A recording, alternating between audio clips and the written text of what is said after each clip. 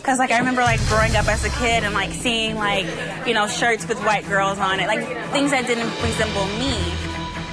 A new shop hopes to inspire women of color. Multiple cities in mid-Missouri are voting on an out-of-state use tax. Elections are wrapping up today, but some voters might not have shown up to the polls. KMU News at 6 starts now.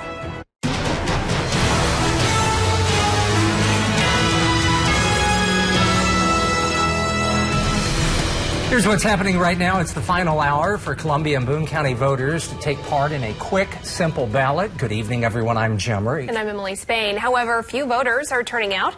KMU 8's Matt Schmidt-Deal is live to tell us some reasons why voter turnout is so low.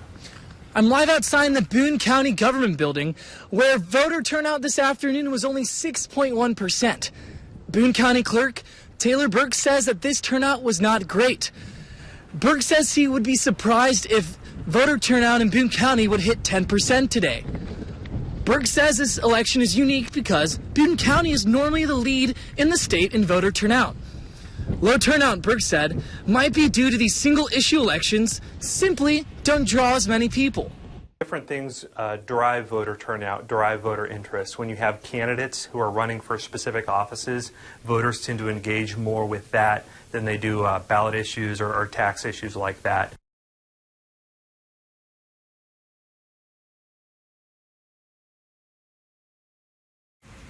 Okay, thanks, Matt. And those who are voting today are getting a chance to voice their opinion on that proposed out-of-state use tax. Harrisburg, Ashland, Columbia, and Boone County are all voting on taxes which would mirror the sales taxes already on purchases in those towns. KMU 8's Chris Joseph is live at Columbia City Hall building, voting, following the vote. Chris. Good evening, guys. For the next hour, Columbia citizens can vote on the proposed out-of-state purchases tax. Now, the tax has support from some city council members and bipartisan support at the county level. Now, supporters say that the tax would bring back some money lost to out-of-state vendors like Amazon. Opponents say the city just needs to learn to cut back. The poll is open until 7. Now, it's important to note that the $2,000 threshold for the tax must be passed before it's applied. So if you spend less than $2,000 on out-of-state purchases in a given year, you wouldn't need to worry. I'll have more on 9 and 10 with the reaction and results from the vote. Live at Columbia, Chris Joseph, KMU 8 News. Kansas City voters are deciding a $1 billion proposal for a new airport terminal. They'll decide whether to replace the current 3 horseshoe-shaped terminals with a single terminal. Fees on plane tickets, foods, and other items bought at the airport would pay for the plan. Supporters say the single terminal would provide more security and allow more flights. Opponents want to redesign and renovate the current terminals. St. Louis voters will decide a half-cent sales tax increase for police raises. The timing of the vote is controversial. The acquittal of former police officer Jason Stockley in September led to angry protests. Supporters of the proposition say it's necessary to pay officers competitive wages. Opponents question if police deserve a raise after recent events. Columbia police are looking for the person who attacked and robbed a man early this morning. Officers found the 30-year-old victim in downtown Columbia on the 200 block of Hitt Street. Someone hit the man multiple times before robbing him and then running away. The victim went to the hospital for an evaluation. A Springfield jury cannot decide the punishment for the man convicted of killing a 10-year-old girl. Craig Wood was convicted last week in the 2014 abduction, rape, and murder of Haley Owens. The jury is deliberating between life in prison without parole or the death penalty.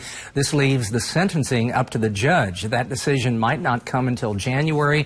The judge denied a request from Haley's mother to remove the death penalty as an option.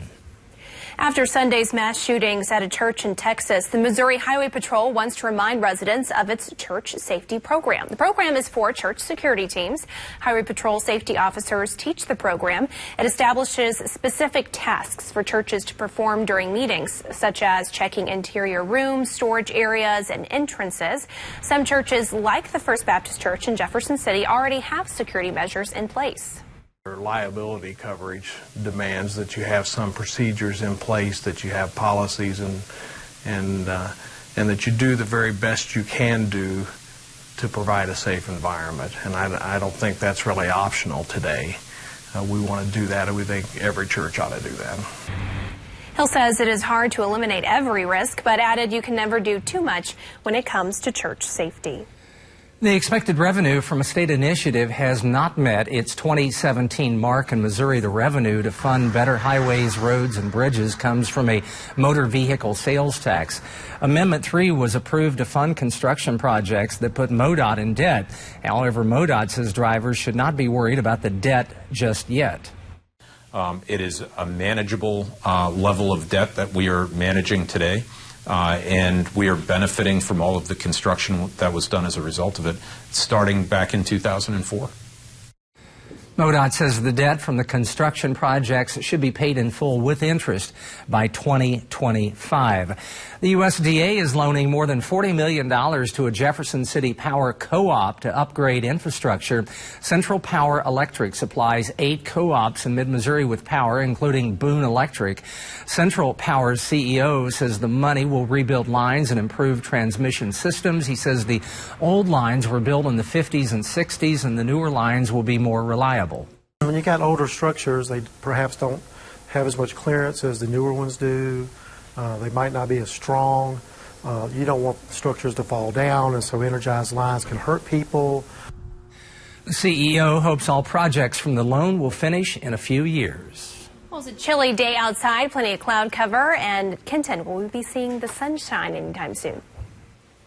Very soon, Emily. I think tomorrow, actually, we're going to see a lot of that sun out there. None right now, though. We have a lot of clouds out there, even just a brief sprinkle or some patchy drizzle out there as we head into our evening hours. So not any rainfall, but we are just seeing some sprinkles at this point. Looking at live Doppler first alert radar. Temperature-wise, 44 in Columbia, 41 up in Moberly, and 40 in Macon. Middle 40s down to the south. And winds really about 10 to 15 miles an hour out there. It's going to calm down just a little bit as we head into our late night hours. And speaking of that this evening, we're at 39 degrees here at 10 p.m. Again, keeping those clouds, just a few sprinkles, but we clear out by late tonight, and we're going to see a lot of sunshine on Wednesday and Thursday both. We're at 50 degrees here. Tomorrow, still below average, and we're still going to be fairly cool on Thursday, too, at 52 degrees, but we are going to see a lot of sunshine for the end of the week, and then by Saturday, we have a lot of clouds moving back in. We have more rain chances with another cold front. I'm tracking that hour by hour. That's all coming up right after the break.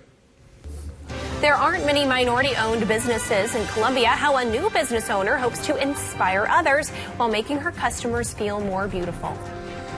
Plus more shout-outs for Mizzou's freshmen 3 days before the season tips off.